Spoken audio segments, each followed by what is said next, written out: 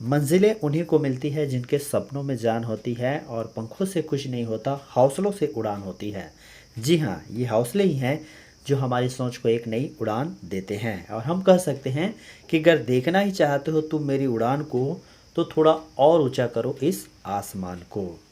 जैसे शब्दों को सार्थक करने वाले, फर्श से शिखर तक जिनके पहुंचने की कहानी है। हमारे देश के राष्ट्रपति, महान वैज्ञानिक, मिसाइल मैन और हमेशा अपने आप को शिक्षक मानने वाले डॉक्टर एपीजे अब्दुल कलाम, जिनका पूरा नाम है डॉक्टर अब्दुल पकीर जैनुल आबदीन अब्दुल कलाम। सपने वो नहीं होते जो हम नींद में देखते हैं, बल्कि सपने वे हैं जो हमें नींद में सोने नहीं देते। जैसे शब्दों से युवाओं को प्रेरित करने वाले हमारे युवाओं के सबसे बड़े यूथ आइकॉन हैं। इनका जन्म 15 अक्टूबर 1931 को तमिलनाडु के रामेश्वरम शहर में एक मध्यम मुस्लिम परिवार में हुआ था। 7 भाई बहनों में सबसे छोटे बहुत ही प्रतिभाशाली थे और माँ के दुलारे भी थे, पर बचपन संघर्षों से गुजरा था। प्लेटफार्म में न्यूज़पेपर बांटने के अलावा रात में लालटेन की रोशनी में अध्ययन करना पड़ता था। गांव के सरकारी स्कूल में प्राइमरी शिक्षा पूर्ण करने के बाद गणित, भौतिकी जैसे विषय लेकर के बीएससी की डिग्री पूर्ण की और मद्रास के एरोनॉटिकल इंजीनियरिंग कॉलेज से मास्टर डिग्री प्राप्त की। वे पहले वैज्ञानिक हैं जो साल 1962 में पहली बार भारतीय अंतरिक्ष अनुसंधान केंद्र इसरो पहुंचे थे। यही उनको प्रोजेक्ट डायरेक्टर के रूप में भारत का पहला स्वदेशी उपग्रह SLV-3 प्रक्षेपास्त्र बनाने का श्रेय हासिल हुआ था। सन 1980 में रोहिणी उपग्रह को पृथ्वी के कक्षा में स्थापित कर भारत को उन चुनिंदा देशों की श्रेणी में लाके खड़ा कर दिया जिनके पास स्वयं का अंतरिक्ष प्रोग्राम और तकनीक थी।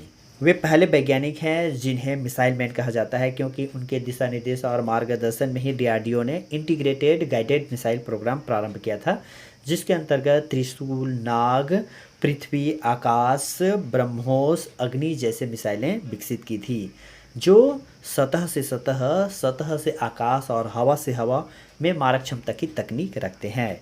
उनके दिशा निर्देश में ही 1998 में भारत ने 2 परमाणु विस्फोट सफलतापूर्वक संपन्न किए थे, जिसके कारण आज हमारा देश परमाणु राष्ट्र बन सका है।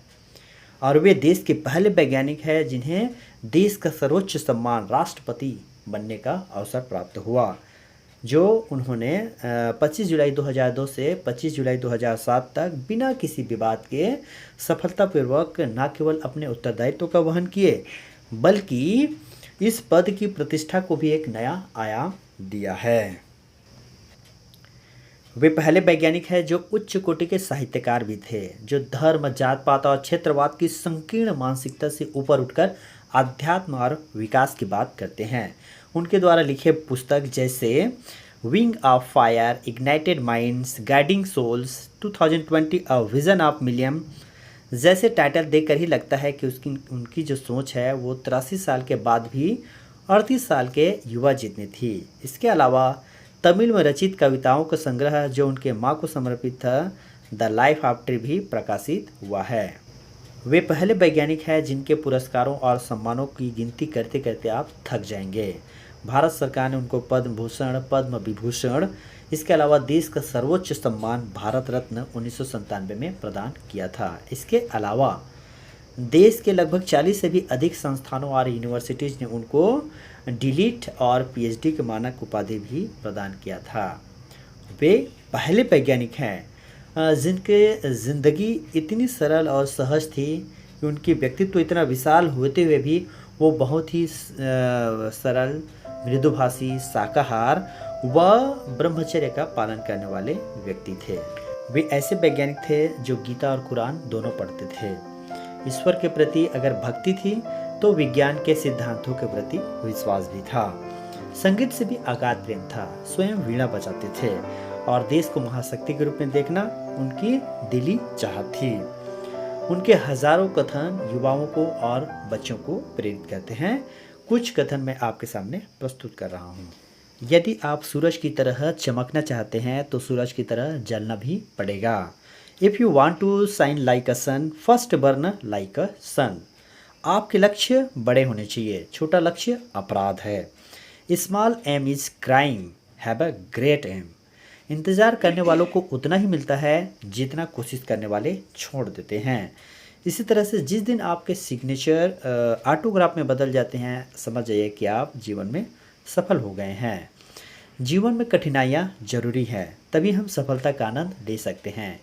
हम अपना भविष्य बदल नहीं सकते, लेकिन अपनी आदतें बदल सकते हैं, और यही आदतें हमारा बाद में भविष्य बदल देते हैं। विद्या देती कल्पना, कल्पना लाए नए विचार, नए विचार बढ़ाए ज्ञान, ज्ञान से बने जीवन आसान। इसी तरह से यदि आप सब कुछ खोकर भी आपके अंदर कुछ कार्य करने का हिम्मत बाकी है, तो समझ लीजिए कि अभी आपने कुछ भी नहीं खोया है। उनका एक और महत्वपूर्ण कथन है कि प्यार करने के लिए ज़िंदगी इतनी छोटी है कि लोग पता नहीं इतना वक्त कैसे निकाल लेते हैं नफ़रत करने के लिए। और यह बहुत ही यूनिक है कि जिस तरह बारिश के दौरान सारे पक्षी अपने आश्रय के लिए निकल पड़ते हैं, लेकिन बाज बादलों से ऊपर उठ करके वह बारिश को ही अवॉइड कर देता है। ठीक उसी तरह से समस्याएं तो हम सब के लिए कॉमन हैं, लेकिन हमारा एटीट्यूड ही उनमें डिफरेंस पैदा करता है। ऐसे ही बहुत सारे उनके जो थॉट्स थे, विचार हैं, जो ना केवल हमारे माइंड को इग्नाइट भी करते हैं, बल्कि निराशा के समय वो हमें एक नई आशा की किरण दिखाते हैं। तो ऐसे थे हमारे महान वैज्ञानिक डॉक्टर APJ अब्दुल कलाम। हम उन्हें दिल से सलाम करते हैं।